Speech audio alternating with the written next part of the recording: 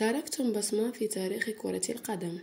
هكذا علق الرئيس الفرنسي إيمانويل ماكرون بعد مباراة نصف النهائي في كأس العالم التي جرت بين منتخب بلاده فرنسا والمنتخب المغربي، والتي انتهت بفوز فرنسا بنتيجة 2-0 وتأهلها لنهائي كأس العالم التي ستجمعها بالمنتخب الأرجنتيني.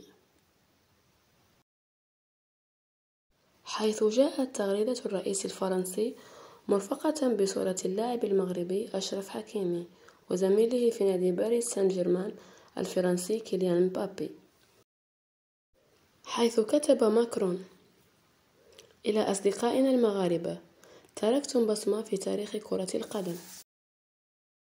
وأشاد رواد مواقع التواصل الاجتماعي بمستوى المنتخب المغربي ومشواره الكروي الحافل بالنجاحات في كأس العالم، حيث أنه يعتبر أول منتخب عربي وإفريقي ومسلم يصل لنصف نهائي كأس العالم.